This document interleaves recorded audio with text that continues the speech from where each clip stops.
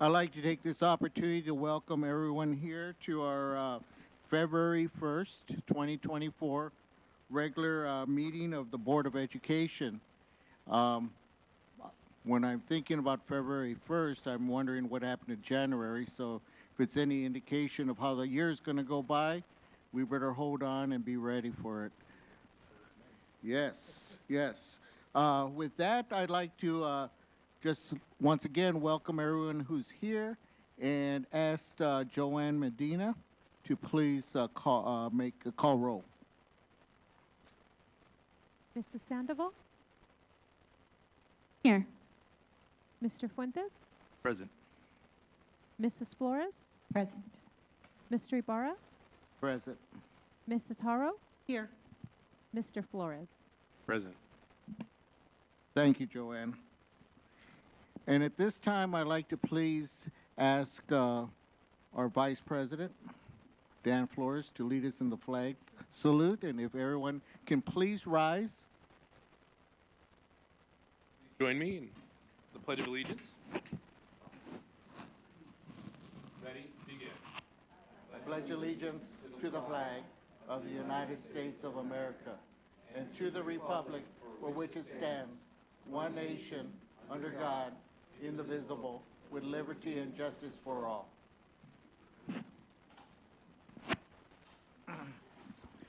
Thank you, Dan.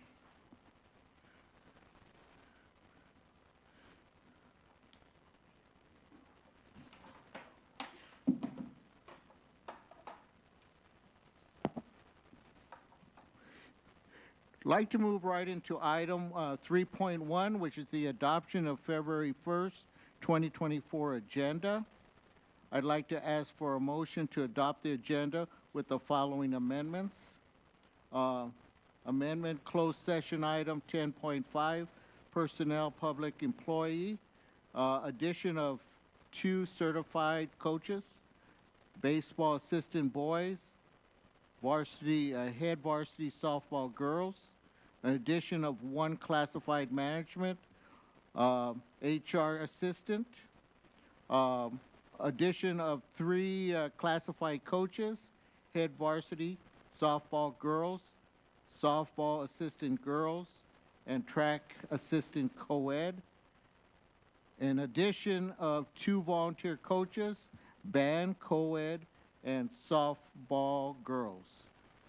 So I'd like to see if I can get a motion, please. So moved. I'll second that. Okay, I have a motion by Mrs. Haro and second by Mr. Fuentes to accept the agenda as recommended. All those in favor indicate by stating aye. Aye. Anyone opposed? Abstain?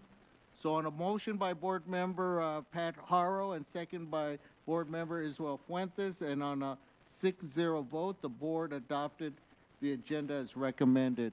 And if we could please note at this time that Joanne Thorin Ojeda is not here today. Thank you. With that, we're going to move right into our school showcase, and it's one of the highlights of our board meetings. At this time, we'd like to invite Bloomington High School and Principal Roman to introduce the students, please.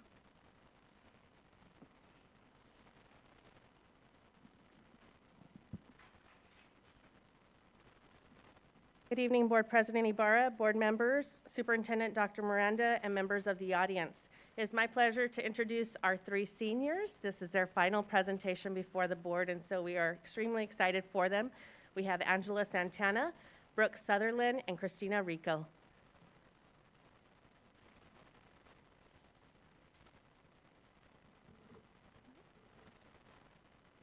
Good evening, Board President Ibarra, members of the board, Superintendent Miranda, and members of the audience. My name is Angela Santana, and I am ASB Vice President and ASB Passion Team Captain, and members of our student leadership. Tonight, Christina Rico and Brooke Sutherland join me to shine the spotlight on Bruin Country.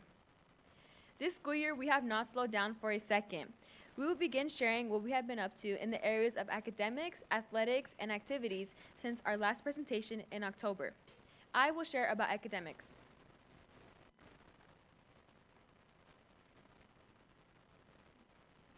Next slide, please. Thank you.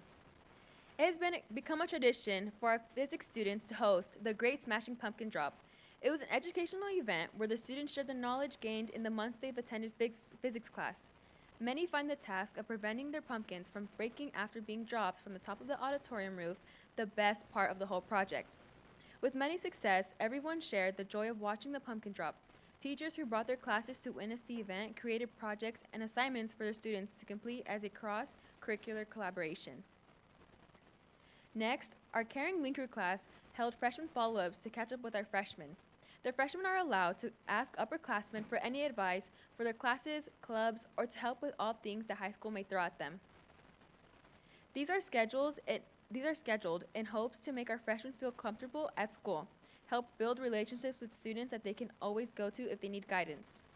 They also held their Cocoa and Cram event to assist their freshmen in the preparation for Semester 1 finals by having cocoa, cookies, studying, and tutoring prior to our finals week. It was a safe space for our freshmen to study and ask for guidance their first semester at BHS. Our band and choral music programs held their annual winter concerts just before we went to our winter break. These evenings bring the holiday season to BHS and also prepare our students for the winter competition season. With hard work and much anticipation, we have the return of our Bruin News Network, or for short, BNN. We consider this an exciting moment for all Bruins because it provides an opportunity to stay updated with all things concerning Bruin country. Students enjoy watching the skits and learning about activities and student accomplishments in a video format. We thank Ms. Richardson for leading the charge in the video production class to get BNN back up and running. We would have truly missed what Ms. Julie Urquizu made a very successful part of Bruin culture, so we are glad it remains at BHS. So far this year, our NJROTC has provided many opportunities for cadets to participate in events that teach routine and structure. We always look for the new awards our NJROTC earns at competitions. We are proud that they brought home a win from the Palm Spring competitions and had a successful annual military inspection at the end of the first semester. Here in Bruin Country, we have been making sure to keep our attendance percentage high and focus on improving it. We are only a few percents away from reaching our goal, and we are continuing to work hard on it. This year, administration has been visiting our classrooms every week. Teachers and students have the pleasure of having them in class as they review the wonderful things happening each day. They help guide and make the environment at BHS better for all students and teachers alike. BHS hosted a mock AVID reevaluation visit to assess the effectiveness of our AVID program. This visit is meant to prepare us for an actual visit. We had many great things to highlight. We learned about some areas to grow, and our student engagement throughout the day shows how BHS glows. Today and Tuesday, we hosted our Future Bruin Days for our incoming 9th graders. We showed our incoming Bruins all the amazing programs, electives, clubs, sports, and activities we offer at BHS. Students were broken into groups and led on tours via rotation to see all various 9th grade elective courses and programs that our school offers. Students were registered for the 24-25 school year courses in March. We were excited to highlight our campus and welcome incoming students to Bruin Country. And if you are not aware, our Virtual Enterprise program has been quite successful for several years. This year has proven to be no different. Under the direction of Ms. Robin Buckles, our two teams this year are Homestead Harvest and Empower. At the state competition in Bakersfield, both teams were recognized for their elevator pitch, human resources, marketing plan, and apprenticeship. Last but certainly not least, the Homestead Harvest business plan team qualified for the national competition taking place in New York this April. We are very proud of them and wish them luck. Now I'll be passing it on to Brooke Sutherland for athletics.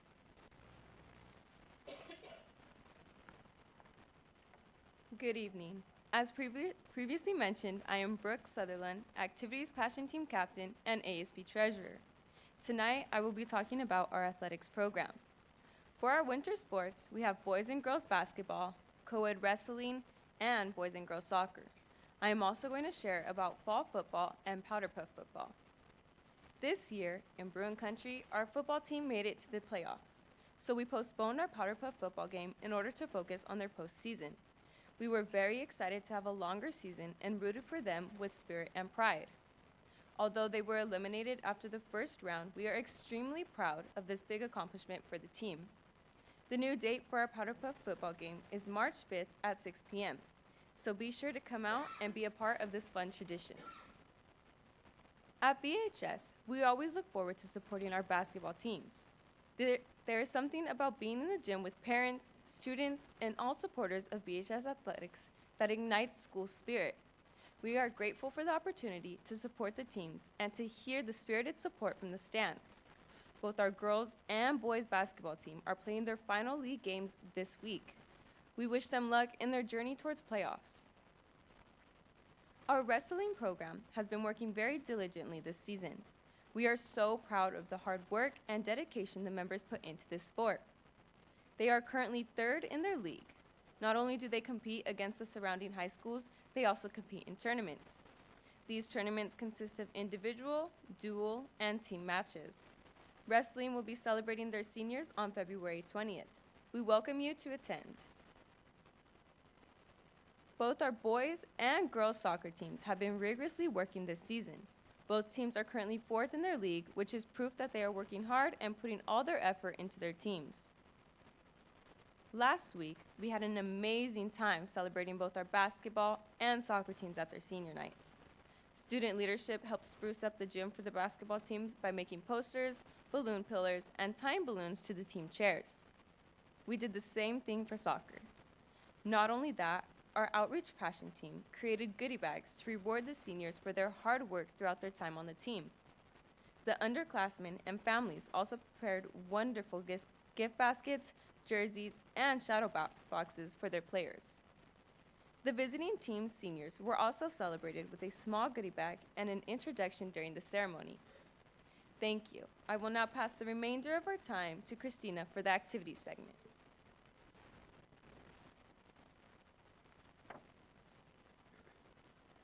Good evening. My name is Christina Rico. I am a student leader, senior class president, 6-year avid student, and award-winning virtual enterprise student. Today, I will be talking about activities at Bloomington High School. To start off, we had our Veterans Day breakfast, where students volunteered to bring breakfast items and deliver them to veterans on campus. It went off without a hitch. We served them coffee, juice, pastries, and fruit to thank them for their service. Also in November was Fall Fest. This year, our Fall Fest was moved locations from outside in the quad to our multi-purpose room. This event was a huge success. We had 15 clubs come out to participate by selling food items. We also had Folklorico perform, ASB hosted apple cider chug and pie eating contests, and our esports teams brought their games out. Next, we have our Winter Spirit Rally. The theme this year was Classic Holiday Tales. Each grade was separated into holiday tales. Seniors were the Grinch, juniors were A Charlie Brown Christmas Time, sophomores were Rudolph the Red-Nosed Reindeer, and freshmen were Mickey's Christmas Carol. With the help of our leaders and sports players, we were able to have a wonderful rally introducing our winter sports and wishing them luck in their season. Next, we had our senior panorama picture. This is a traditional event at BHS. All seniors went to the football field during their second period and grouped into the shape of a 24. And then filed up several rows in the stands for the other group photo. All students who wanted to buy the photo made sure to turn in their money by the deadline. Then we had our Unity Day, bullying prevention. With help from Link Crew and ASB, we had activities during both lunchtimes. Activities included making friendship bracelets, putting handprints on our Unity poster, and more. We host over 200 activities each year because we believe that providing moments for our peers to create memories is very important. We are grateful for getting the opportunity to share those experiences with you all this evening. We are now welcome any questions or comments you may have. Thank you. Thank you very much. At this point, Pat, would you like to? First of all, I want to thank you ladies for coming to us throughout the year and telling us all the great things that are happening in Bruin Country. And congratulations, seniors. So do you know where you're going to be going to school after? Not yet? Still deciding, huh? Okay, that's fine. And I just want to say yay that we have our BNN News back. It's so exciting because I know how important it is to get those morning announcements and to it's just so important to the Bruin community. So thank you for coming and visiting with us. Thank you, Pat. Israel? Thank you, Board President. Ladies, what a phenomenal job, as always. Like Ms. Harrell said, it's always great to hear all the activities, all the things that are going on out in Bruin Country. You guys know I have a daughter there at Bruin Country also, and she'll be graduating this year too. So it's exciting. I know it's exciting for all the seniors. I think today they even had like the cap and gown and all that good stuff was given out today, and I think they're doing it next week again. So all the activities, everything you guys are doing are phenomenal, but one of the pictures that really impacted me right now was the NJROTC. What a large group. What a beautiful picture. Wow. Man, that picture, wow, just to see the young men and women there, very impactful. And I'm glad to see that. I'm glad to see that. So let them know we're excited. We know that they're doing a good job too. And let all the teams, all the sports know that we always root for them, and we want them to win all the time. So, and you ladies are doing a phenomenal job. And I know you guys are going to choose the right college or whatever career you guys are going to do. I know you're going to choose the right thing. So thank you again, Ms. Wright.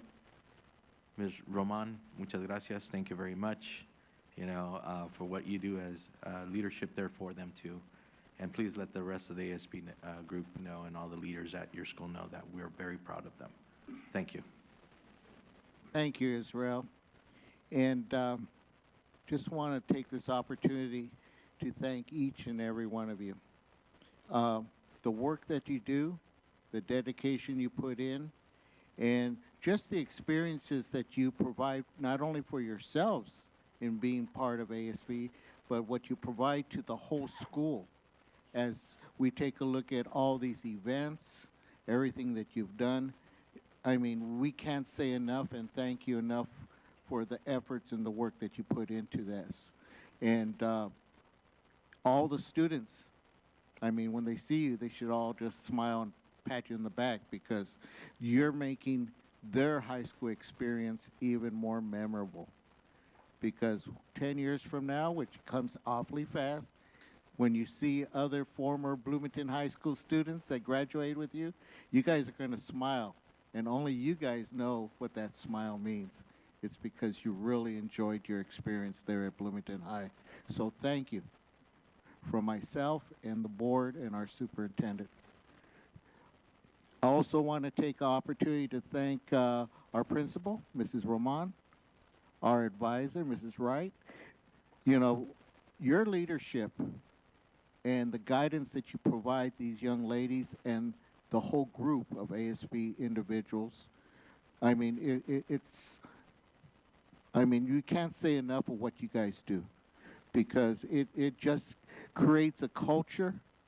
It creates an environment that students want to go to school and participate.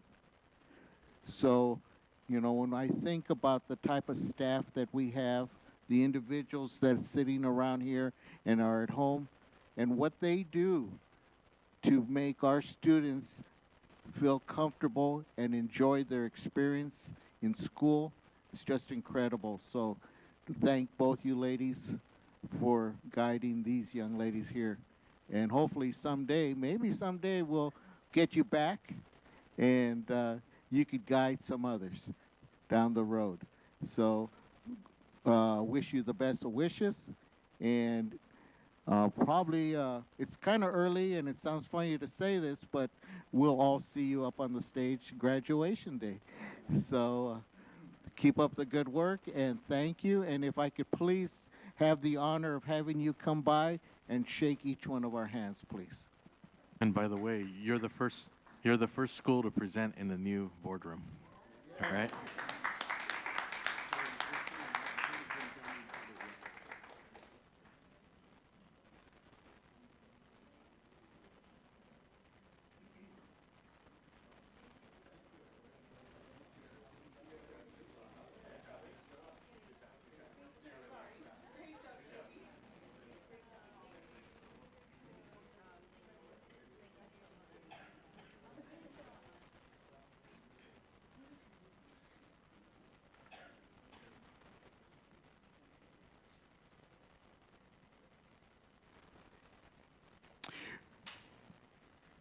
As many of you know,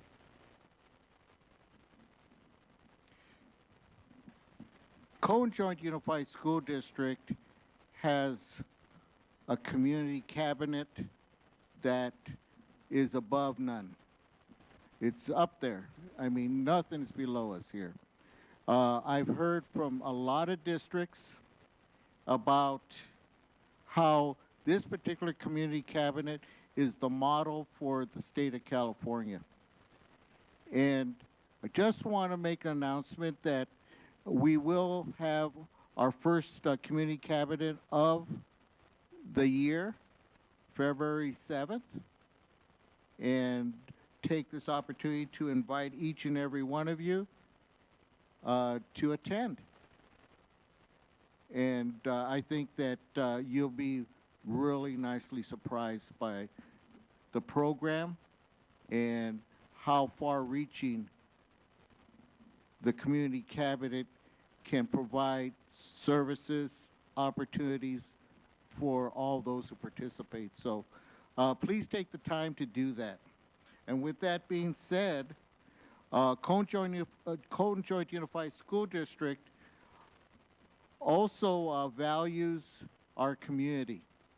We value the fact that we get opportunities every day to share and be part of a wonderful communities of Colton, Bloomington, Grand Terrace. And in doing that, we get opportunity to partner with some wonderful people. Today, it gives me great pleasure, gives us great pleasure to recognize our Colton Fire Department, Colton Police Department, and our Colton Walmart for what they do for our students, the children of our communities. So with that, I'd like to hand the microphone over to our superintendent and have him begin the proceedings. Absolutely. What we're going to do is we're going to have the board, and we'll have first start off with the Colton Fire Department. Come down here to the well, if you don't mind. We have a certificate of appreciation, so if I can get the board down here. Yes. Yeah, down here.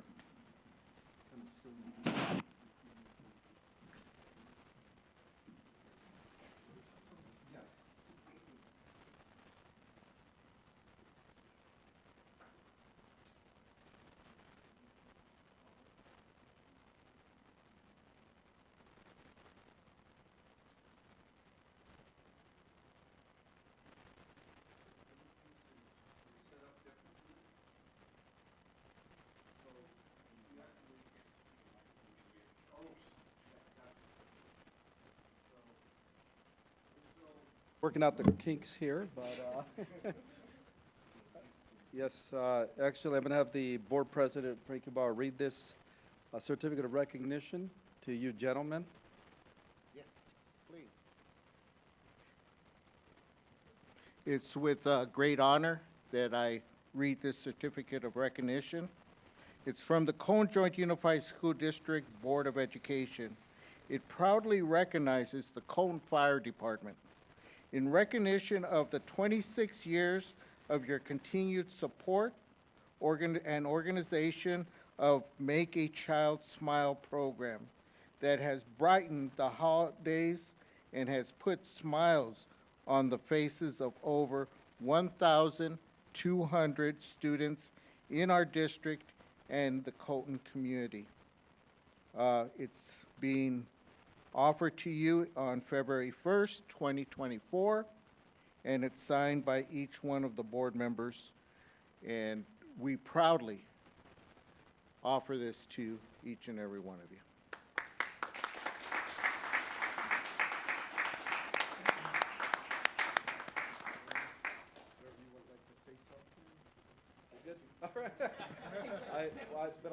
We'd like to take a picture. I know board members would like to express their gratitude. Should we do a picture? And then.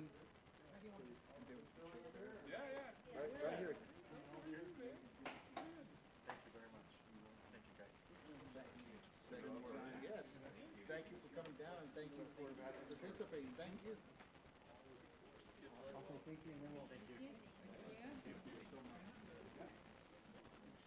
fill in here? Yeah. We appreciate you guys. Right there, right there. So, no, because this thing moves, but you gotta be careful. Oh.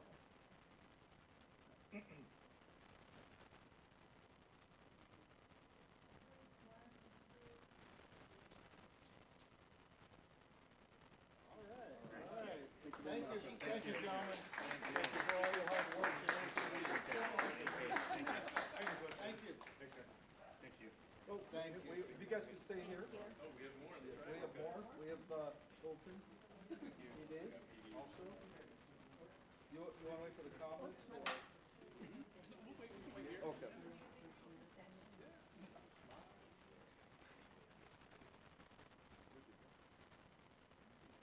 Where's our? Colton PD, we have, our SROs up back there. Let's give a big round of applause, Sandoval.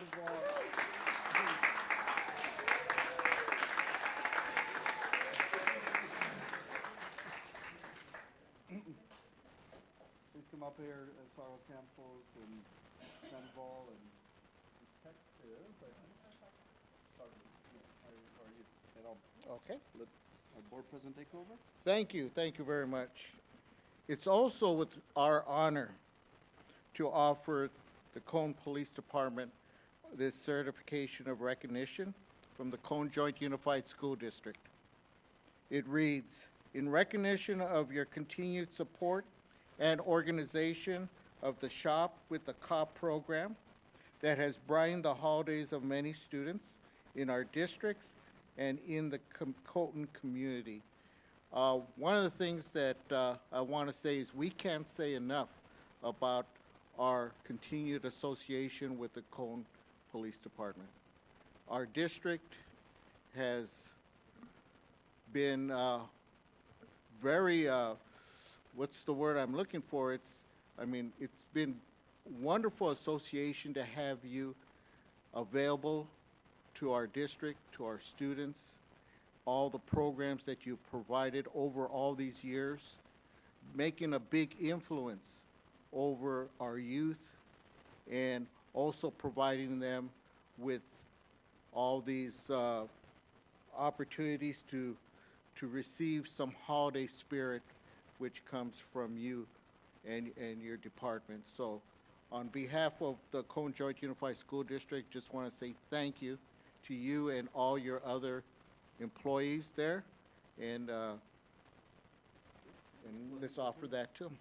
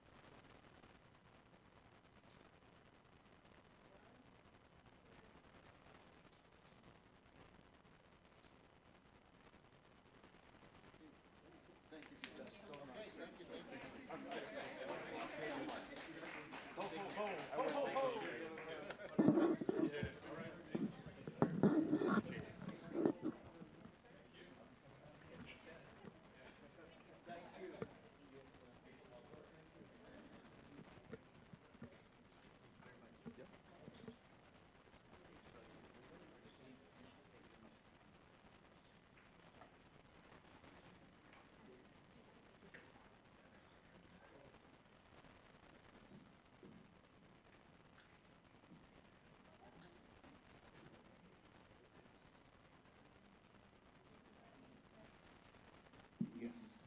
We have one more, but they were not here.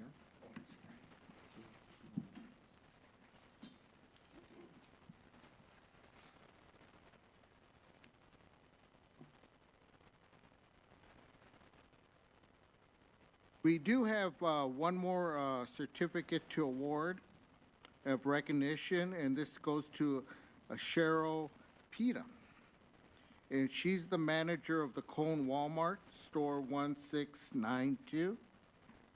And let me go ahead and read what it says. In recognition of the 26 years of your continued support and participation of the Make a Child Smile program, your store and employees have brightened the holidays and put smiles on the face of over 1,200 students in our district and Cone communities.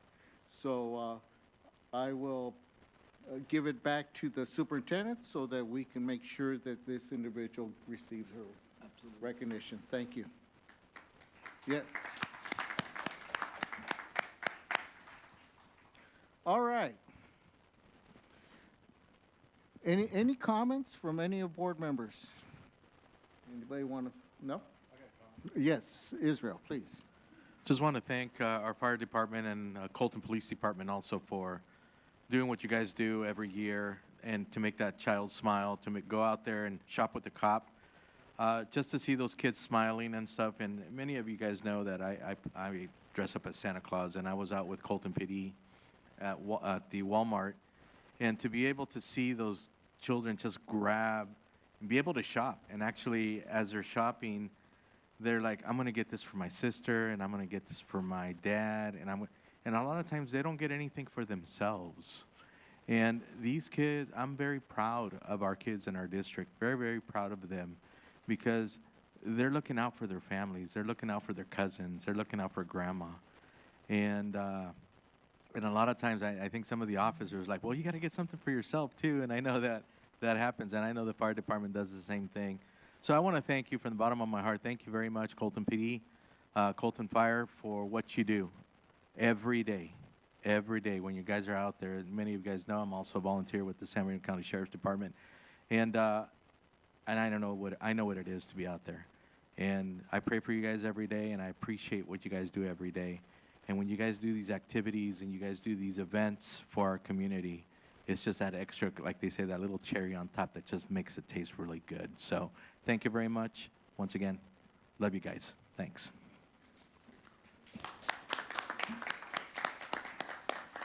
Thank you, Israel. Pat? Yeah, I also just want to thank Colton PD and the fire department. 26 years for Make a Child Smile. This is my 16th year on the board, and my first year on the board, I went to the first Make a Child Smile, and I've gone every year because it is such an amazing thing, like Mr. Fuentes said, to see our kids, how selfless they are when they're picking out those gifts. And also with our Colton PD, just amazing that, you know, they take donations all year long from their employees to do this for our kids. And we're so blessed to have them as a part of our community, looking after our kids. Thank you so much to everyone.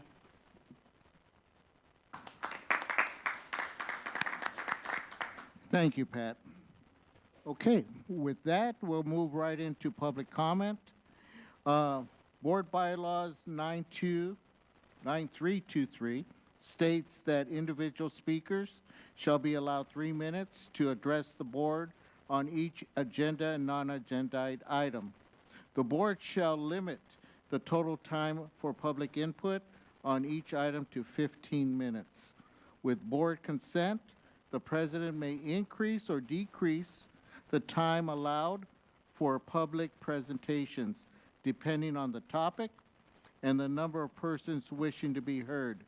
The president may take a poll of speakers for or against a particular issue and may ask that additional persons speak only if they have something new to add.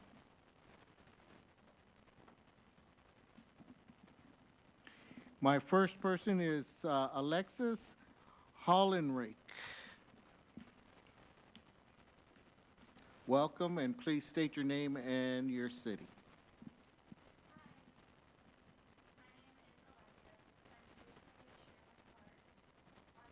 Every poster and social media post, you can find the words CJUSD cares. It's evident that CJUSD cares for its students and families. I want to remind the board that teachers are part of CJUSD too. A teacher's health and feeling of safety should be cared for too. Thank you. Thank you very much. And the second card is Lisa Villa.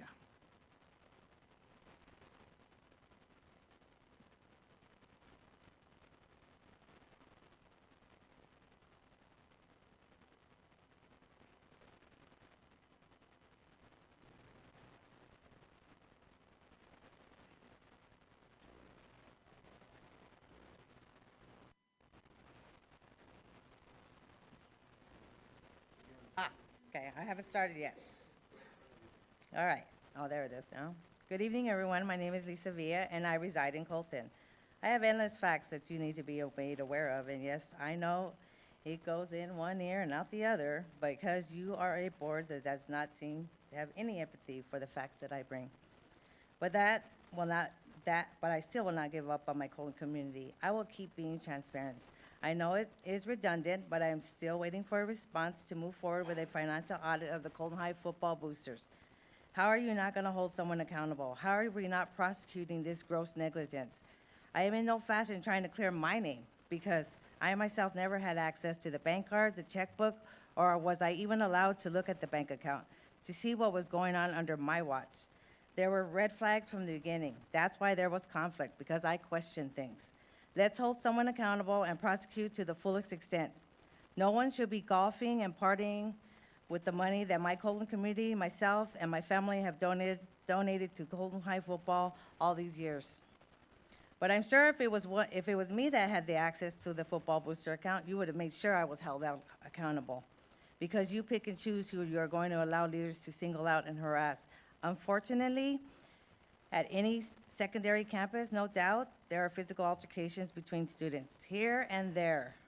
I have seen many physical altercations in this district. Unfortunately, my granddaughter fell victim to peer pressure and was involved in a physical altercation herself. And never in my 35 history with this district have I heard any student get a felony. Well, guess what? Your leaders did to my granddaughter. Yes, they gave her a felony. How odd that my son's truck was the only truck in the entire parking lot filled with student parking that was towed. Also, I was illegally directed that I could not stand on a public street and wait in line to see my son at graduation. Your leaders clearly do not know the laws or the facts. They abuse their power and put you in unnecessary situations because of their personal vendettas. These are just a few of the incidents of harassment and bullying within this past year. I have tons of incidents of my family and I being harassed and singled out. We need a board that listens and that investigates and that is not one-sided. I am passionate about my Colton community, and I care about their success. I will not go away, and I will never forget how you did not do what was right. A little fact so you know what my character is really about. Last year when my son graduated from his epic academic and athletic school year, that I was focused on the whole community and helping everyone else, that I bought 3 cap and gowns for students in need, and I forgot to buy my own child a cap and gown. Let that sink in. Have a great night. Thank you.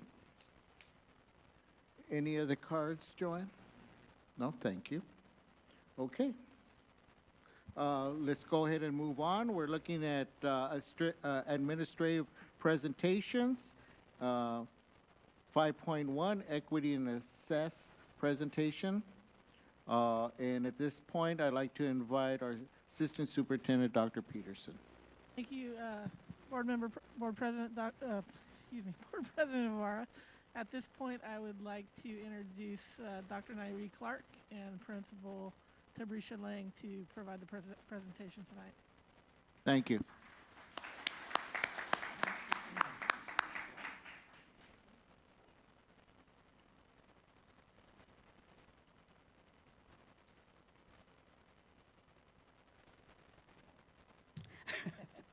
Good afternoon, everyone. Good afternoon. Good afternoon. So good evening, Board President Ibarra, board members, Superintendent Dr. Miranda, and members of the audience. Today, we bring you a presentation on equity and access, and it's an update for our African American students. Did we click it?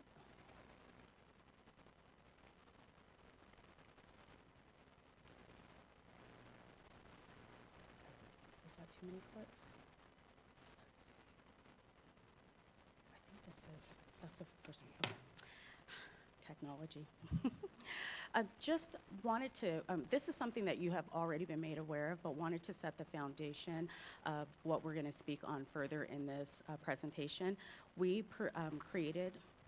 implemented empathy interviews last year, and just to review, there's about 745 students, African American students, that were interviewed, ranging from elementary, middle, and high school.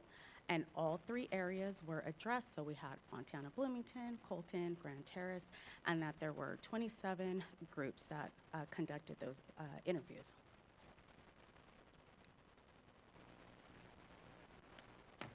From the empathy interviews findings, we had our student theme. So we took all of that data, all that qualitative data, and the themes that were emerging were the home life and encouragement, meaning that our African American students are extremely encouraged to be academic when they're at school.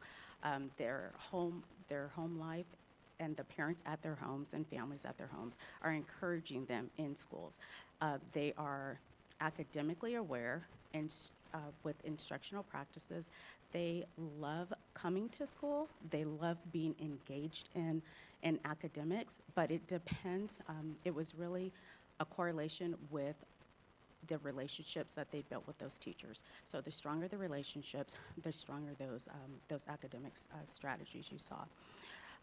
Also, socio-emotional learning, that was something that students addressed, wanting to feel seen, heard, valued in that space. When students heard the N-word being used at them and not having accountability, students weren't being held accountable for those words and those feelings. That was, of course, very harmful and traumatic for our students. So they did share that out, and that was at the elementary all the way up to the high school level. So we had our student themes, but we also had our parent themes. So parents were also surveyed. And those parents, we saw an increase in communication with our parents, especially with APAC. Parents becoming engaged with APAC, especially with it being hybrid. So that was something new that APAC added, being able to, if parents could not physically be there, they could actually join a virtual link. Parents want to see systematic change.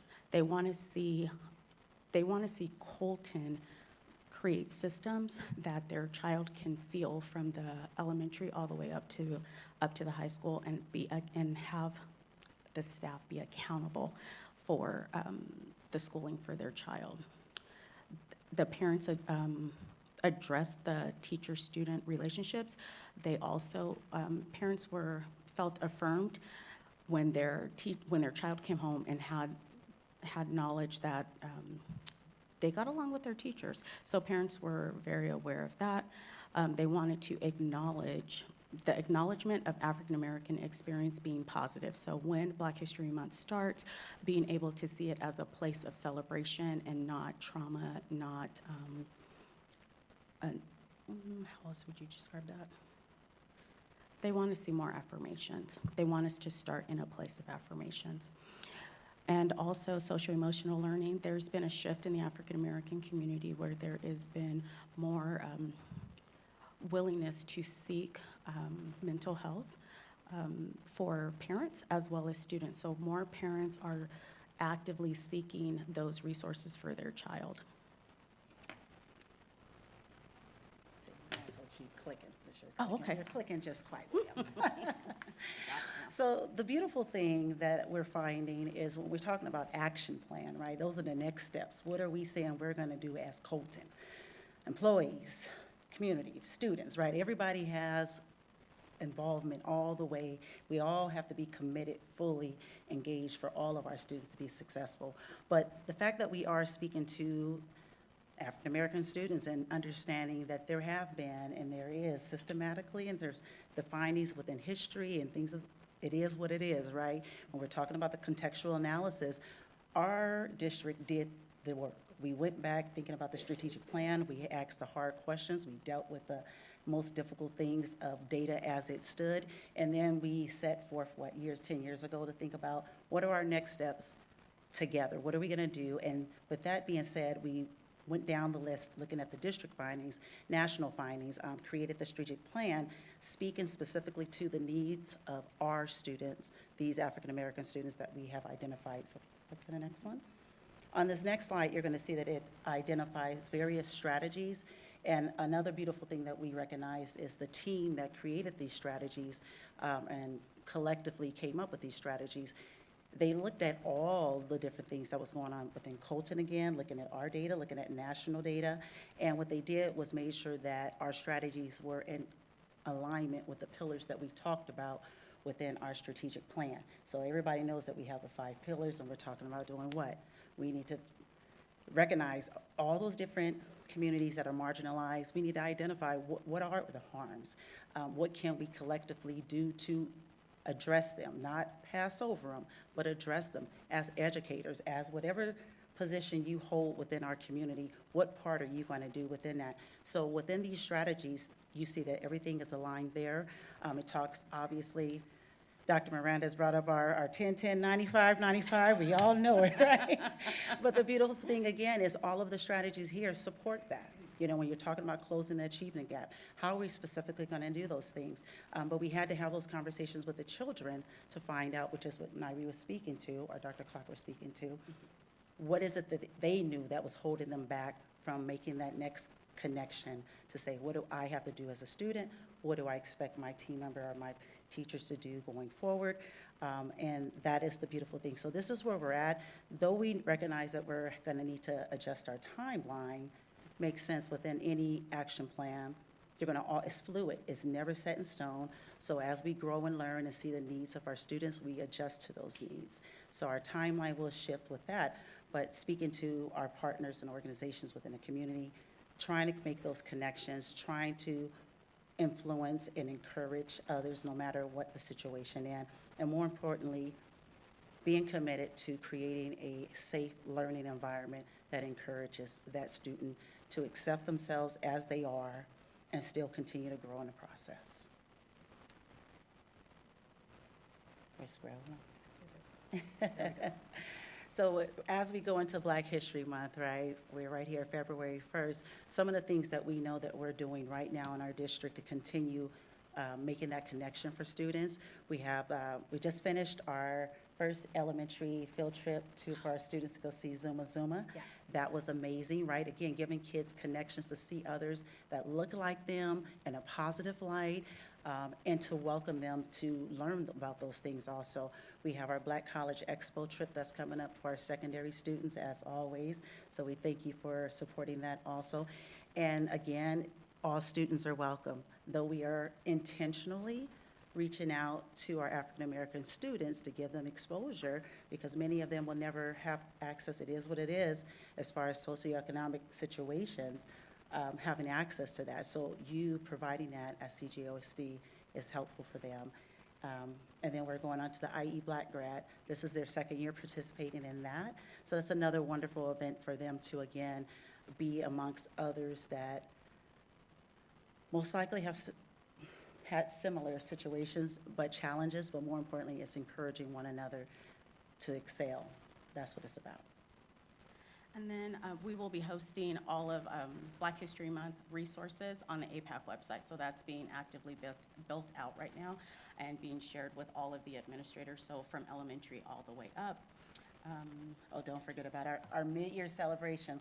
Last year, we had standing room only at Joe Baca, so we were able to move it to Grand Terrace this year. We know that we had over 400 people in attendance, and we're just celebrating growth, right? So it's not always about academic growth, but you got to recognize if a kid is making changes social-emotionally, they're making better choices, that is something to be celebrated, because now I feel connected. Now I feel that you understand me, and I'm willing to be part of the change and the process. So we have that on February 28th. Make sure that you show up at 6 p.m. And then we're going to go, yep, it's coming. There you go. So this is the Zuma Zuma field trip that our elementary students were able to participate in about 2 weeks ago. They went to the theater and saw a live production. You should have saw the smiles on these babies' faces. They were so excited. It was great because myself, Nairi, many of them, we're not their principal, we're not their teacher. This is the first time they're seeing us eye to eye, but they knew love. They knew that they were welcome. Their parents trusted us. They left them with us. We communicated with them throughout the day. And the beautiful thing is, I mean, not a single incident, not children fussing about anything. They took care of each other like a family is supposed to. And I think we had about 87 students. At least, and it was a very diverse Yes. situation that they were in, as well as the arena that the students were in. So being able to see that celebration of diversity and amplifying their culture as well, and that exhibit, this show, taught along the way. So it was like being in school. It was. They didn't get it, but it was like being in school along the way. So they're building them up, and they are explaining how what Black excellence looks like. Yeah, and so that was wrapped up our day. We went to the park after that, and I shared earlier, that was so nice to just see our babies go. We were in Rancho Cucamonga, so if anybody knows where Victoria Arbors Park is at, it was 87 of us, diverse, mostly multicolored, or you know, we were out there, and that's not who was at the park. Who was at the park? It was of different ethnicity, and that was wonderful, but we just told our babies, hey, let's go. But they recognized it too, right? So that's what we're talking about, recognizing differences, but yet celebrating those same differences, and just getting out there and doing what we're supposed to do, live life. Do we have time for the video, or do you watch that on your own? Yes? Okay. It It won't, won't play? it won't play? Okay. Okay, you can go to the next one. All right. It's on our APAC website and everywhere else, so you can see it. I'm having a good time. I promise I'm pressing it. Well, I think the next slide is just thank you. But there it is. There it is. We will make the tech work. Before we end, I would just really encourage you, when you are looking at that action plan, when you look through those themes, you're gonna be able to see the bullet points of what all of the students said and what all of the parents say. And every time I read it, I get emotional. And every time we interact with it, and I just really hope that you're able to dial down and look at that as well, so that you can actually hear the words of the students that you're supporting. Thank you. Thank you, ladies, very much. At this time, are any questions? Please, Bertha. Well, thank you both. I did have, plenty of time to look at the action plan, and it is. I shared with Dr. Miranda. It's so well written. It's very thorough, and it gave us a good picture of where we're at and where we need to go. So. You mentioned systematic change, and this is the way we're going to move forward to make that happen. You mentioned that the most important thing that kids are looking for is strong relationships, and that the stronger the relationships are with the adults, the stronger connection with the school. So I really appreciate that. But your strategies are laser-like focus. There's definitely a clear plan of where we're going. So I just want to thank you for the work that you've put in, but most of all for the passion that you put in and the love that you give our students. And I'm very excited where this is going. Thank you. Thank you, Bertha. Okay, Israel. First of all, thank you for bringing this. I followed you guys when you guys were going live and on and on. I was excited. I think I commented on there too. But I did look at the plan also, and like Bertha said, she said perfectly, right on. Your strategies are right on. And I can see where we're going. I can see where we're going. And like that song said, we're only human, of flesh and blood. We're all the same, which is really good. I love it. I love it. And I just want to encourage you to continue doing what you're doing, because I could feel that love that you were giving those kids that day as you guys were going live and off and on. I could feel that. I could see that. And I know we talked about it also at Baker's when we were at the fundraiser, because they had a fundraiser for McKinley, and we went to Baker's. And so I found Ms. Lang there. She showed up, and so we talked about it. But you know something? I'm so happy to see this. I am excited to see this. Thank you again.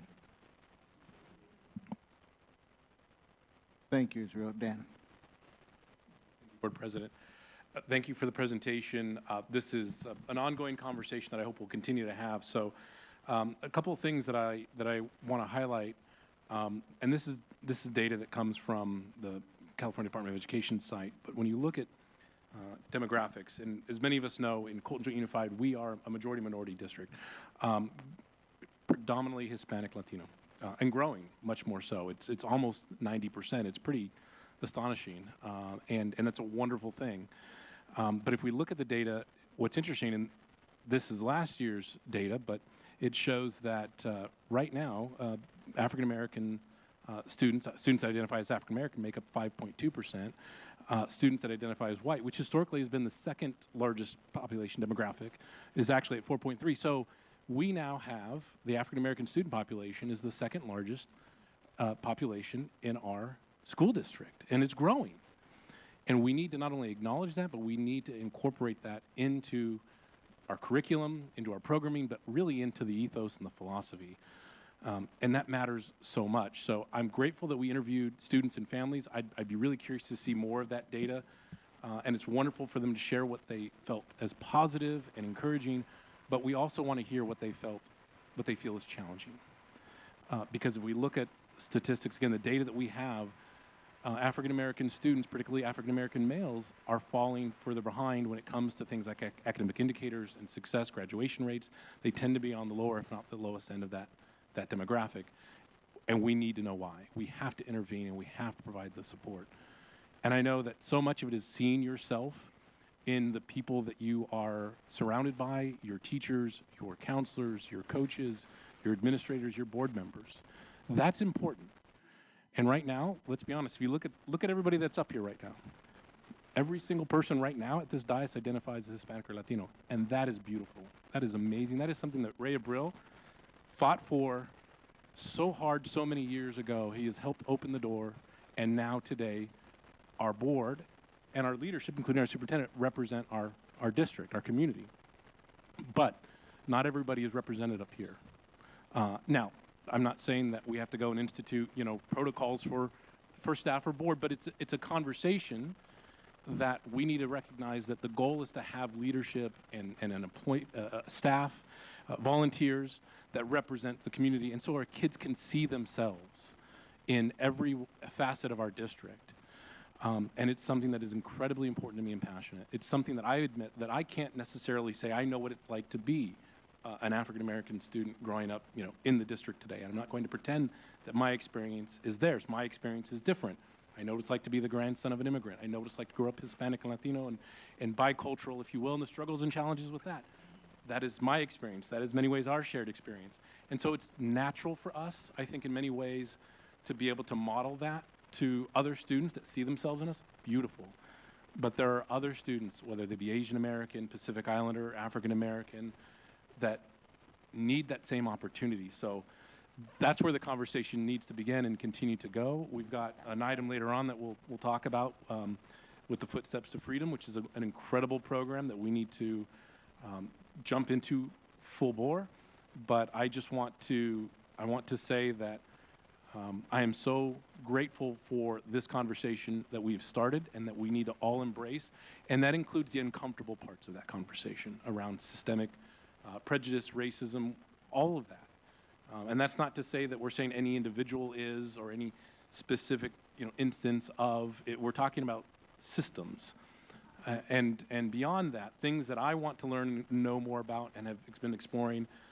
You used a term which I absolutely love, and that is Black excellence. And that term comes with more than just it means doing really well. No, it means more than that, right? It's when we talk about con ganas, we talk about with soul and fight, it has that kind of air to it, and embracing that.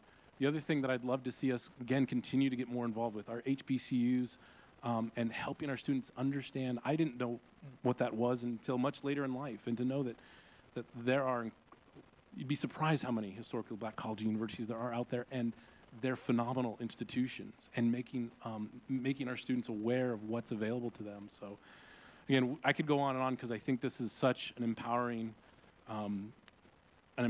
point that we need to make as a district. But it is important that we jump into this and understand that there's a lot that we don't know. There's lots to learn, but we have to be okay with figuring it out, working together. Like I said, having those uncomfortable conversations, but knowing the goal is to give every student an opportunity to succeed, and they can see themselves in our district and our leadership, that's the goal. So I want to thank you for this. I want to thank you, Superintendent, for bringing this to us, and the board for supporting it. I really look forward to the next steps. So.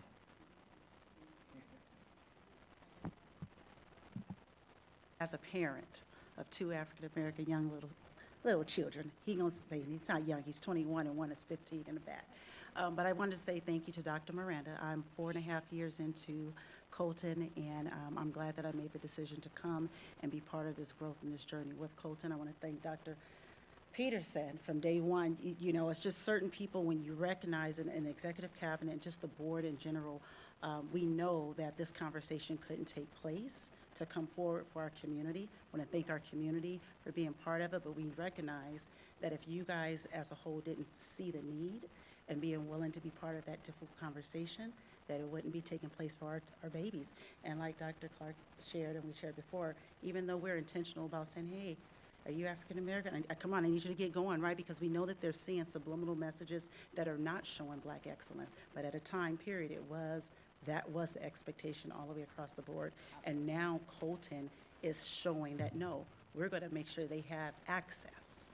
Equity is all about access. And we're going to make sure that they're having access so that they can be that Black excellence for Colton representing us. So thank you so much for everything that you do for us. I'd like to just say a few words. First of all, I'd like to thank Principal Lang and Dr. Clark, because as you were speaking, I could see the enthusiastic feelings. It was radiant, and how you are so enthusiastic about the path that we're embarking on and what you were sharing with us in just a short few minutes. And it just gives me personally the encouragement to see where and this is going to go and how it's going to build. Taking a look at your strategies, you know, I read each and every one of them. I kept on saying excellent, excellent, excellent as I went through them. One of the things that love to push more is the fact that Colton Joint Unified School District partners with a lot of different programs. They also have a lot of in-house programs for students. And what I mean by that is like ASB. I'm talking about ROPs, opportunities for students to be engaged and involved. And a lot of times, a lot of these students will do and participate on their own. Some will participate, and I'm talking about all our students, because their parents know about it and they encourage it. So what I feel is that we need to make sure that the parents get the message. They need to know what's available for their children, that encourage them to participate and be part of. Because if we can get all our students and our students that you're talking about to us engaged at an earlier age, they will go with the flow. They will start becoming part of. And that's what we want. We want them to have a voice, have an opportunity. And with all that, they'll be able to encourage others, students, and they become the role models. So I'm just taking a look at what you're developing, and I'm just excited to see this, and I'm looking forward to, you know, the years to come. So I just wanted to say, on my behalf, thank you to both of you, and you know, you have, and I think I could say this from all the board, all our support with anything and everything you need. So thank you, ladies. So much. Thank you. Still time to join APAC.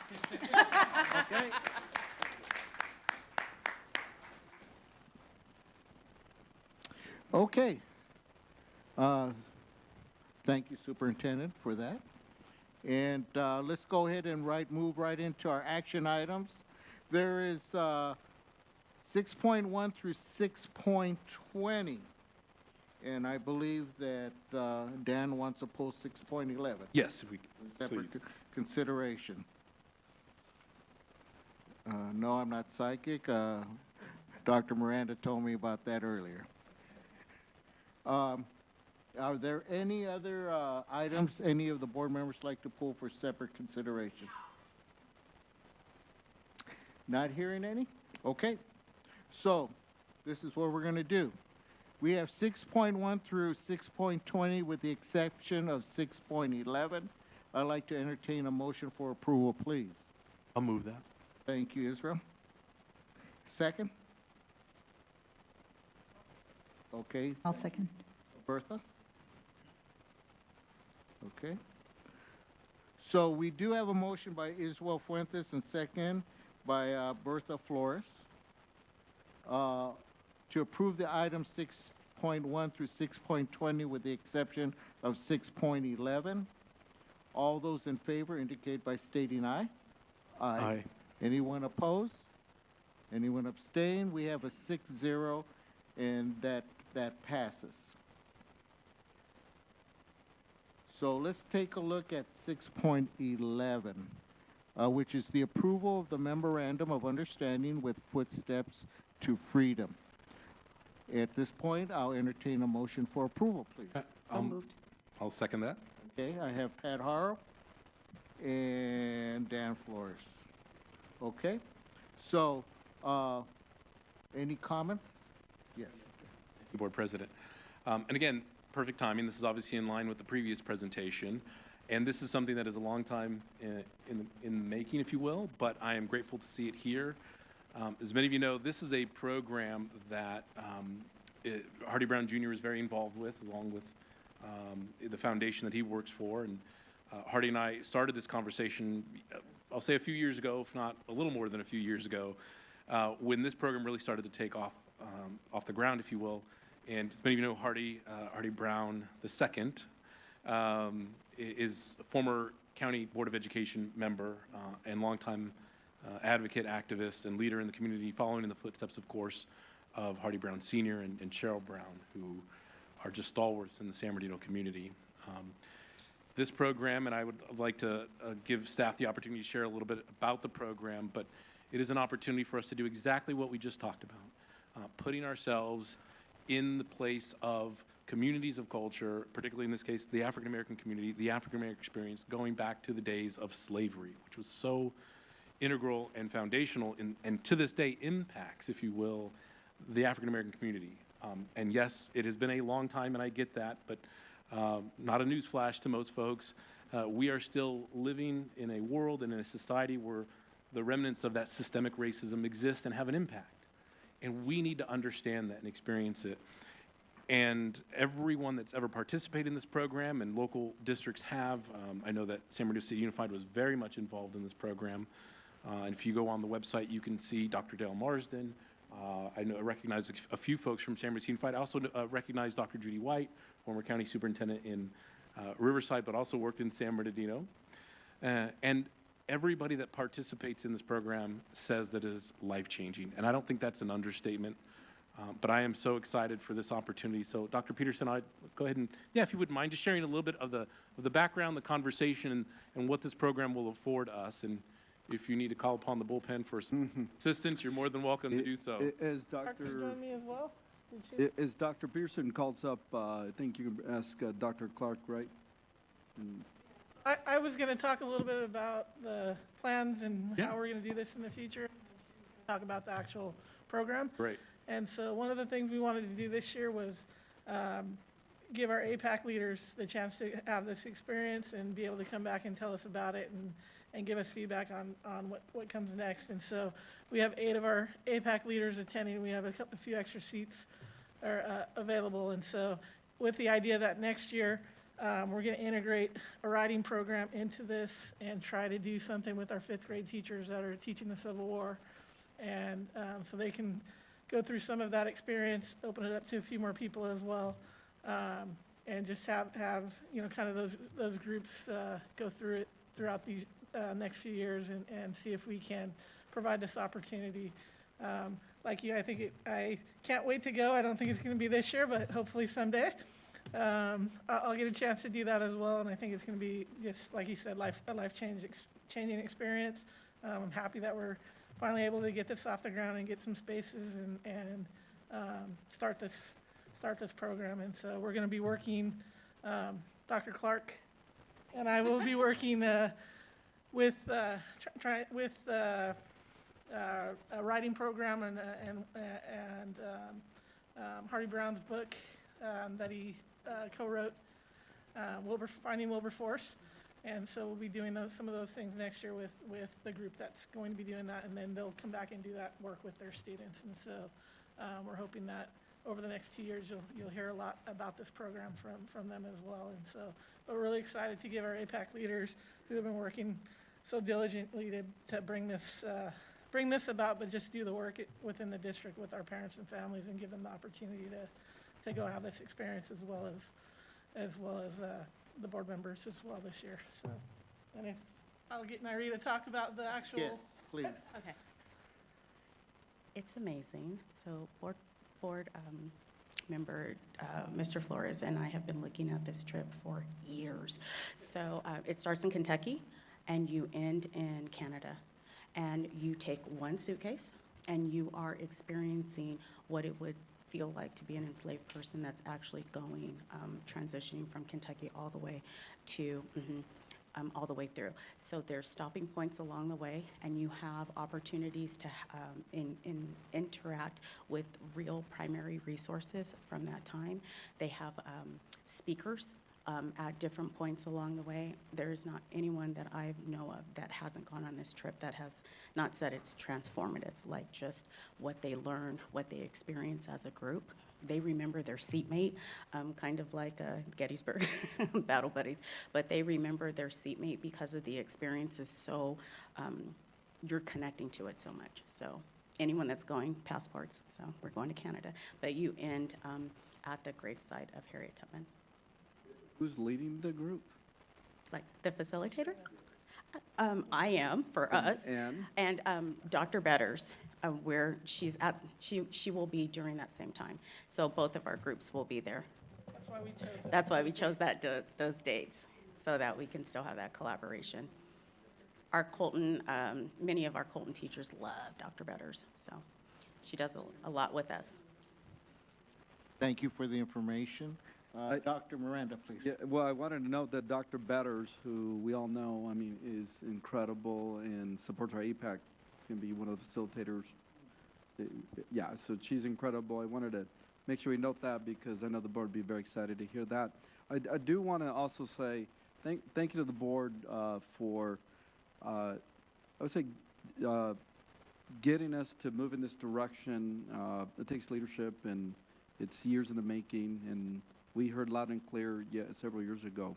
But obviously, it's easy for me to say, go make it happen. I also want to acknowledge Dr. Tina Peterson, Dr. Peterson for her efforts on this, because it's no easy task. And, you know, we're not just thinking about a trip, we're thinking about going to the next level with it.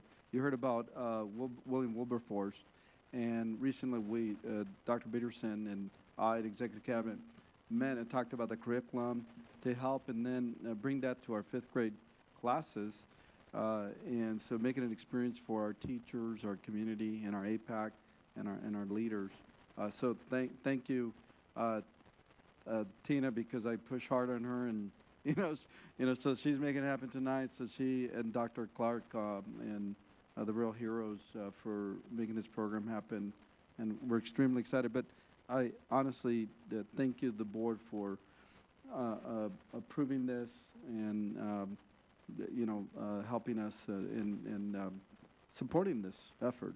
It means a lot to our equity task force, our APAC, and we're just so thrilled, and looks amazing. So I just wanted to say that. Thank you so much. Thank you. Dan, anything else?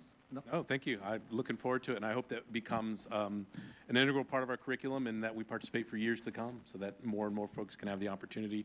And I think it'll open doors for other opportunities. I know that Hardy Brown does presentations at school sites, and that there are other folks that we can bring in and integrate into school sites here locally that share. He had a wonderful exhibit at the San Bernardino County Museum. It was very moving, and it's one thing to talk about it.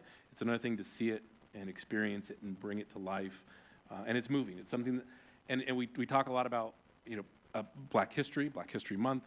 Black history is American history. We all need to learn this, not just our African American students. Everyone needs to learn this about our history because it is who we are as Americans, and we have to embrace all of it. As President Obama said, it is America's original sin, slavery, but it doesn't mean that we can't be better. It doesn't mean that we can't learn and be better. So look forward to it. Thank you, Dan. Thank you, Dr. Miranda. Okay, with that, we'll move right into our administrative reports. We do have some items. Oh, we didn't vote, that's right. Okay. We're looking at 6.11. Yeah, it's up here. The board approved the memorandum of understanding with Footsteps and Freedom. We do have a motion by Pat Harrell and second by Dan Flores. All those in favor indicate by stating aye. Aye. Anyone opposed? Abstain? 6-0, that passes. Now we can move on. Okay. Let's take a look at our items 7.1 through 7.3. We do have approved disbursements, independent auditor's annual financial audit report, and we do not have a facilities update today, so if there's any questions, comments, or concerns relative to 7.1 and 7.2, please speak up. If not, we'll go ahead and move right into item 7.4, which is our ACE update. And do we have an ACE representative? Yes, we do.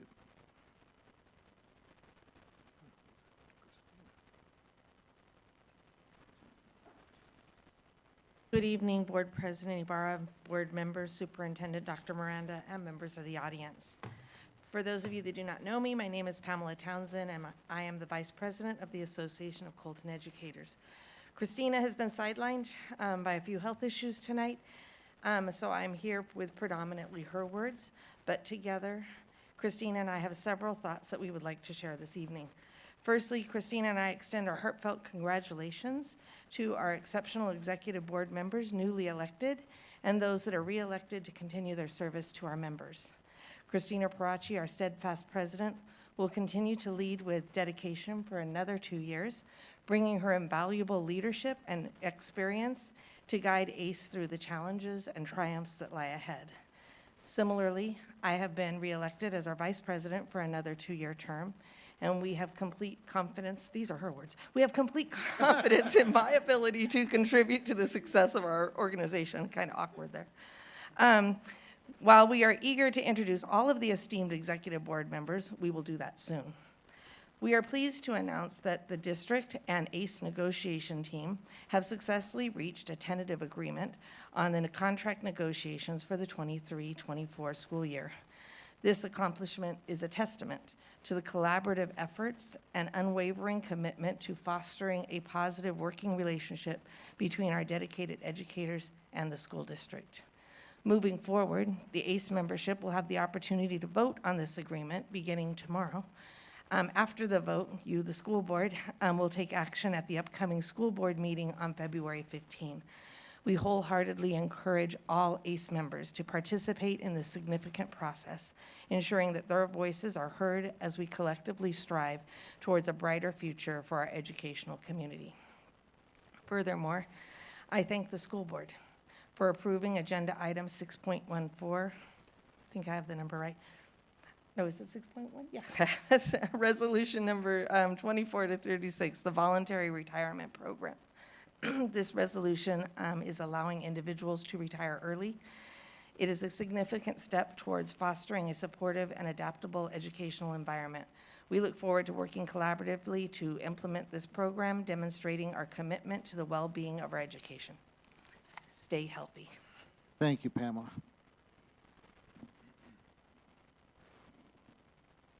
Okay, just got word for those who are interested, Cone High School girls soccer just won league. So let's make note of it, give them a big round of applause. So another flag for the gym. Yes, let's hang another banner. Okay, with that being said, CSCA.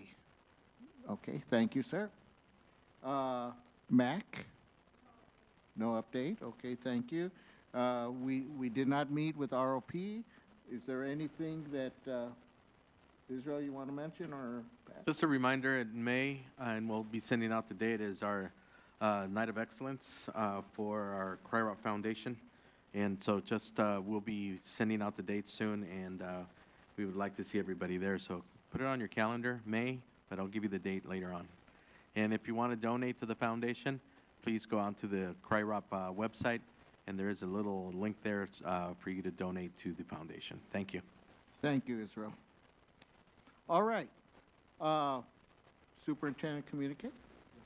Thank you, Board President Ibarra, and board members, and members of the audience, present and online. I think all of you have heard about our community cabinet coming up. All right. You know, it's going to be great. So just, again, want to take the opportunity to invite all of you to our next community cabinet on February 7th. It's right in front of you. You have the QR code. You can scan that in right now and reserve your spot. I think it's going to be pretty packed. It's going to be here at 900. So we're very excited about that. And so, again, our topic and focus is on wellness. And we know some people are getting sick out there, so make sure you take care of yourself. It's important.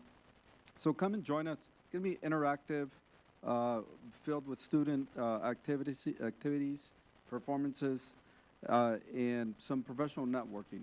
So we're very excited.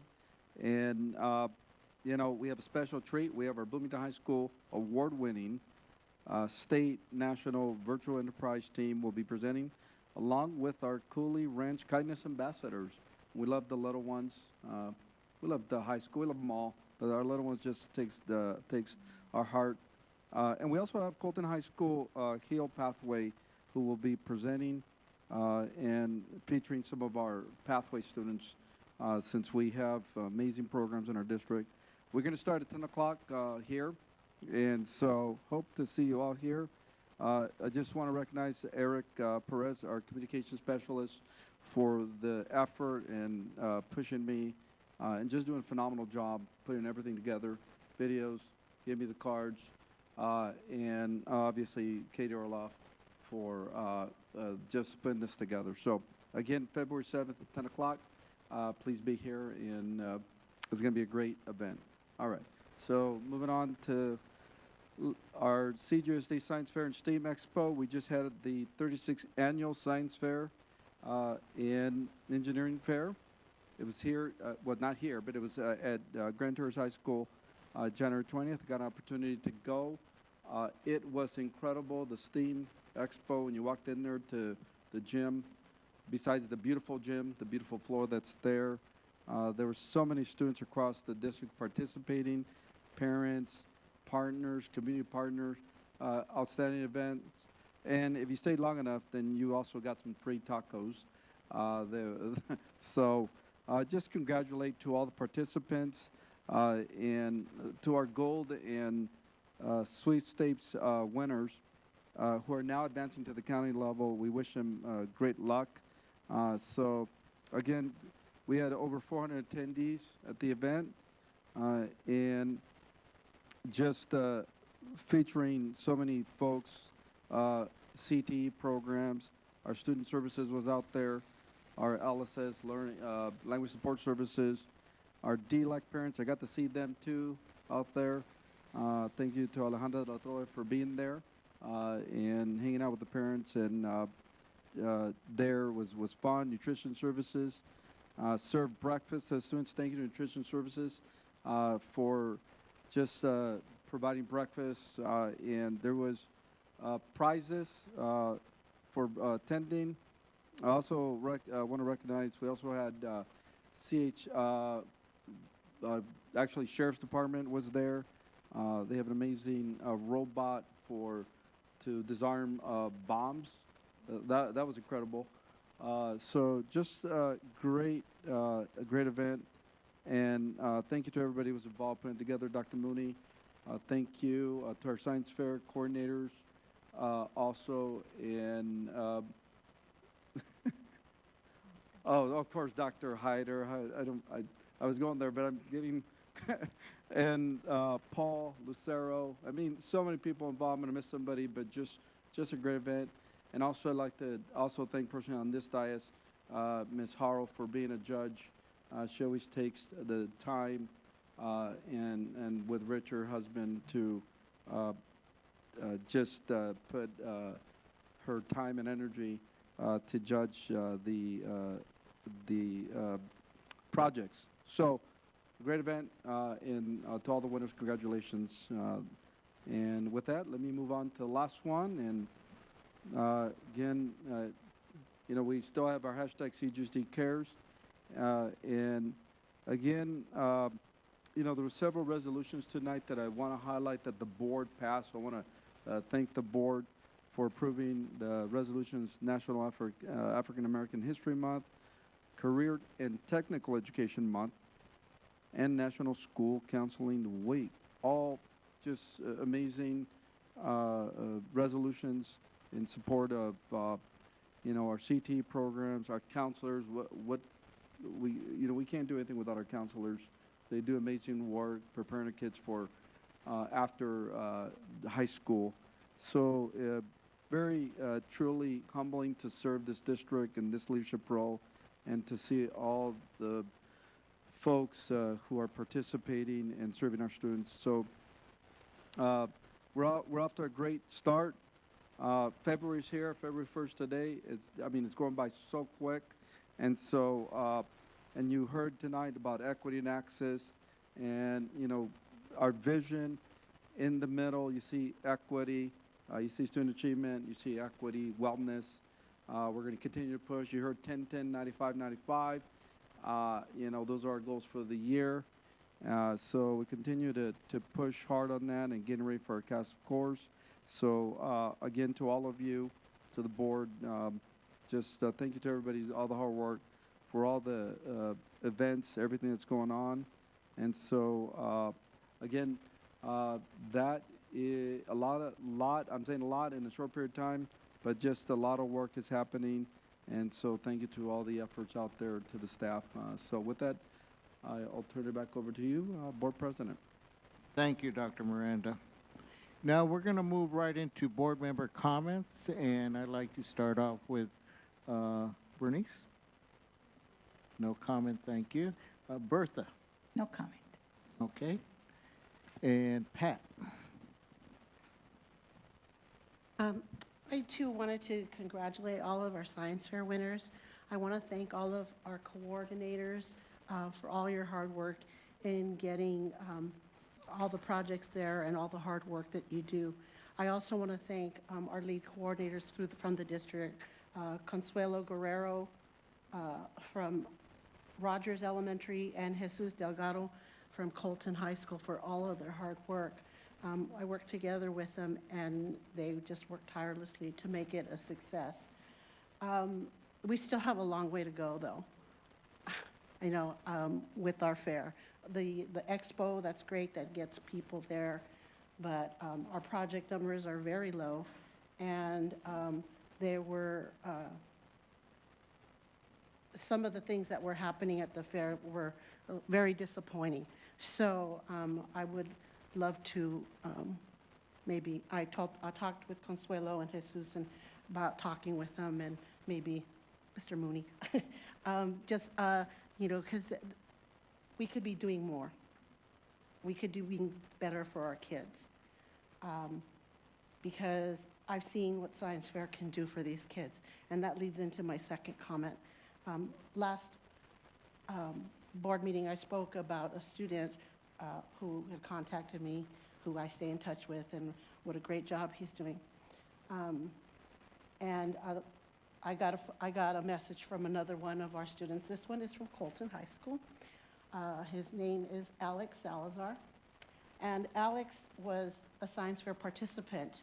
He was a year behind my daughter in high school and got involved in science fair because you know, science was his passion. And to show you how much of a passion it was, he is now a nuclear engineer at Sandia National Laboratories up north. So this was a kid who did, just like my daughter did, science fair every year. And, this is what is possible for these kids.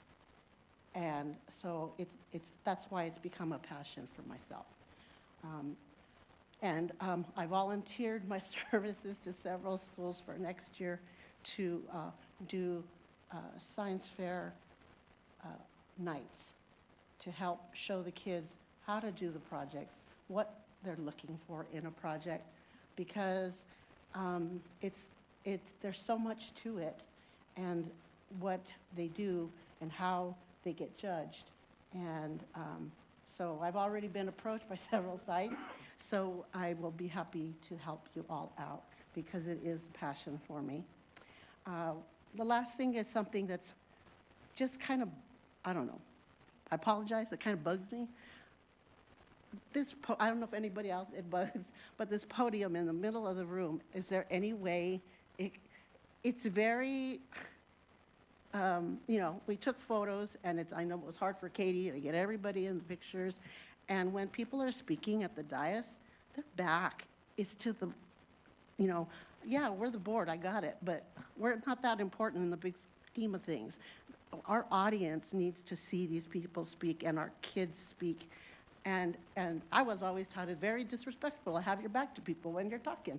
And that's what we're doing here. So I don't know if there's anything we could do about that. Because at the old board meeting, we kind of had it at an angle, so kind of we could see and the audience could see and the people could turn and talk. Like these young ladies were speaking tonight. They were wonderful, but nobody saw them. Nobody saw their faces.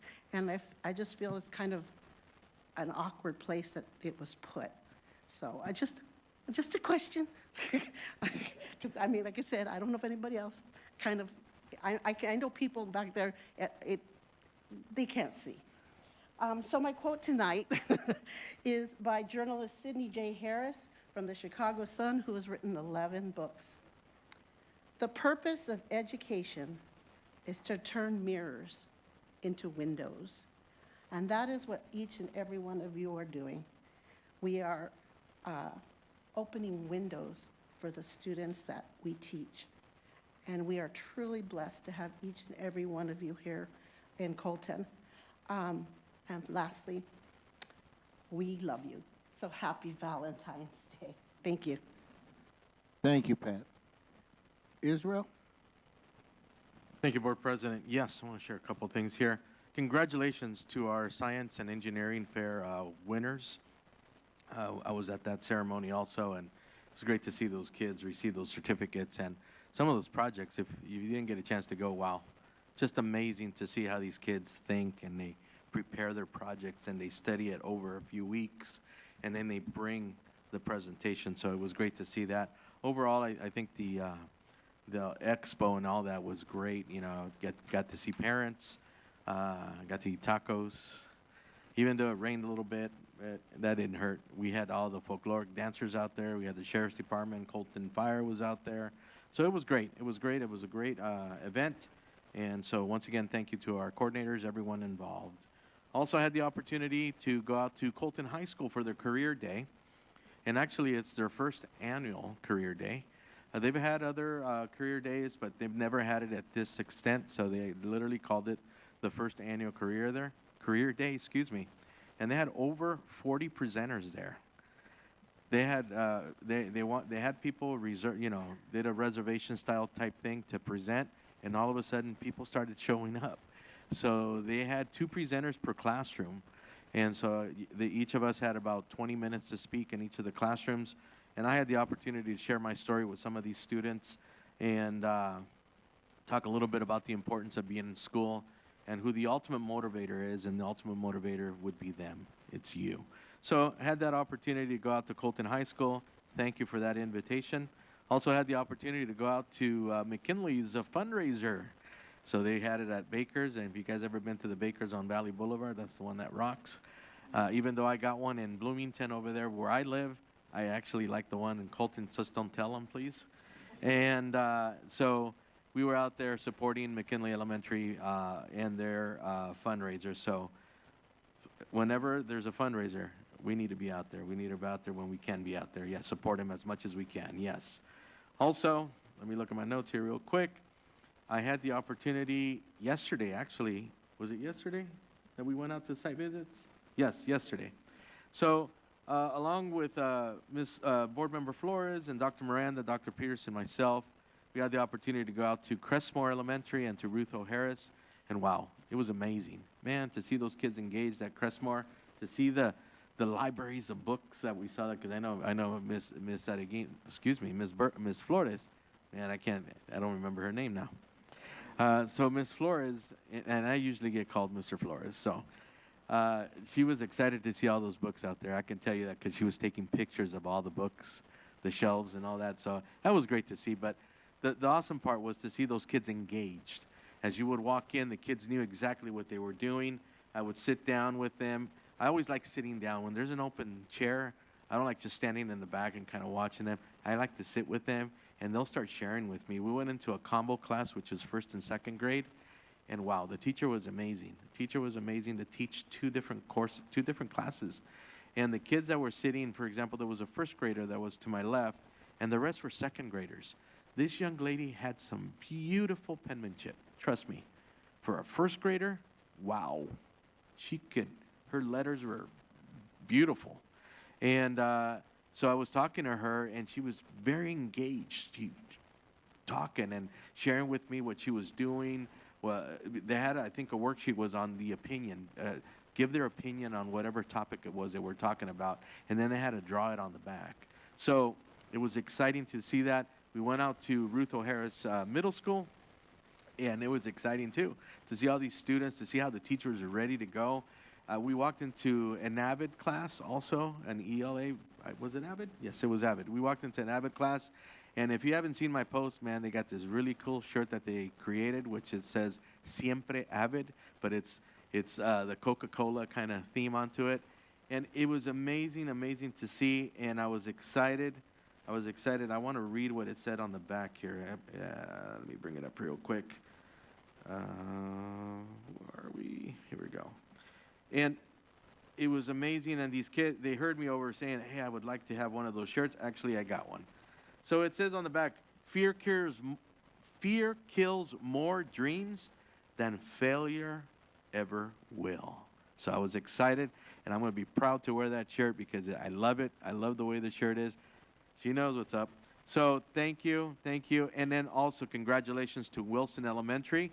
I was out at Stater Brothers on Valley Boulevard, donated $2,500 to the Stater Brothers, to Wilson Elementary School. I tongue-tied today. And so it was exciting to be there and to see the kids. They actually walked from Wilson. They took a little trip out here, the ASB leadership, walked out to the Stater Brothers on Valley, and they were presented with a $2,500 check for their school. So congratulations to Wilson Elementary and all the students there. And whenever there's an opportunity for us to get out there and support your school, depending wherever school you have, it could be up in Grand Terrace, it could be in Bloomington, it could be in Fontana, Rialto, get out there and support the school. A lot of times we forget that we are the community and we're supposed to be out there helping those kids. And so thank you again to each and every one of you. And once again, welcome to our new boardroom. And don't forget, February 7th, our community cabinet will be here. At what time? 10 o'clock, correct? So 10 o'clock we'll be here. There'll be a lot of exciting things because at Colton Joint Unified School District, many exciting things are happening. Have a great night. Thank you, Israel. Dan? No comment. Well, I guess that leaves me. Another sporting announcement. It's a good day for Cone High School. Cone High School girls basketball just won their first league championship.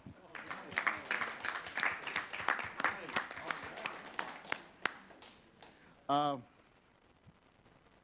more banners, which is great. Yeah. Tells that Cone's not sports. With that, yes, it is awesome. It's great for their, we need to commend the coaches, for their efforts and dedication to our students and the players, obviously, on both the soccer and basketball teams. Okay.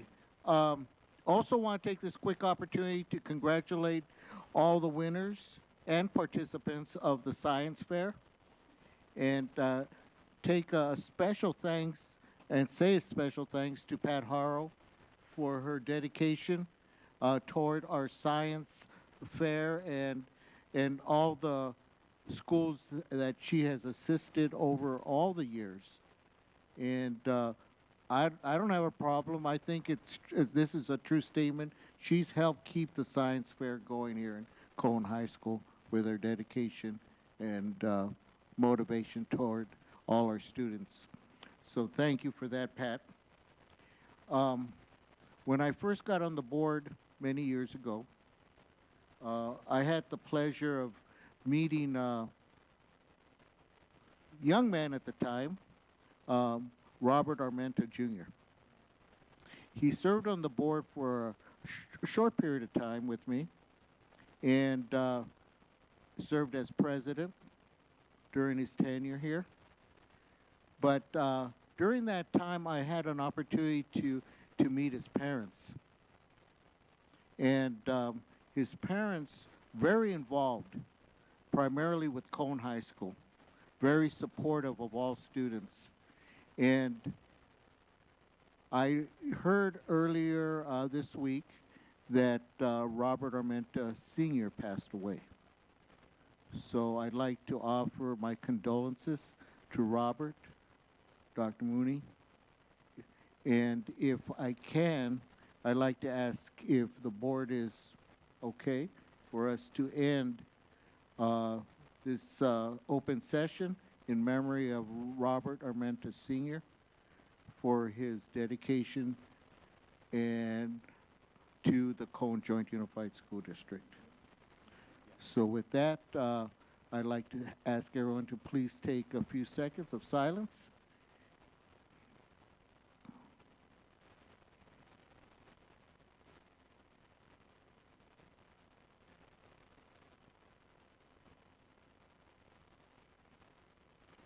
Thank you very much.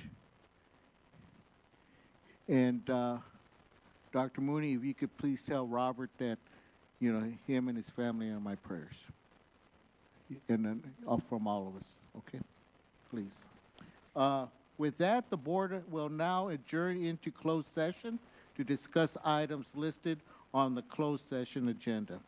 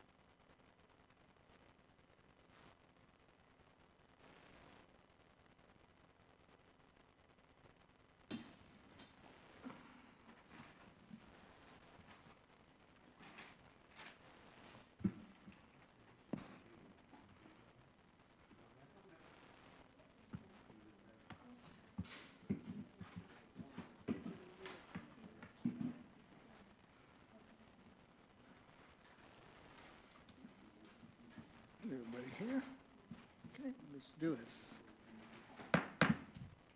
It's now 9:21. The Board of Education is back in open session. 11.1, conference with legal counsel. After conferring and meeting with the legal counsel in closed session pursuant to the board agenda item 10.2, the board approved a settlement agreement with Arrowhead Mechanical Incorporated regarding the Proposition 39 Energy Expenditure Plan Implementation Service Project. On a motion by Pat Harrow and second by Israel Fuentes, and on a 6-0 vote, 11.1 was passed. Yeah, or 10.2, as it's on my thing. Okay, just what I read. Okay, on item 11.2, personnel, public employee appointment, discipline, and dismissal, and release. On a motion by board member Dan Flores and second by Bertha Flores, and carried on a 6-0 vote. The board approved the following: certificated coaches 2, baseball assistant boys, head varsity softball girls; certificated regular staff 3, math teacher, music teacher, RSP teacher; classified management 1, HR assistant; classified coaching 3, head varsity softball girls, softball assistant girls, track assistant co-ed; and volunteer coaching 2, band co-ed and softball girls. And I believe it also includes volunteer general, which is 14. So if there's no other questions or comments, it is now 9:23, and we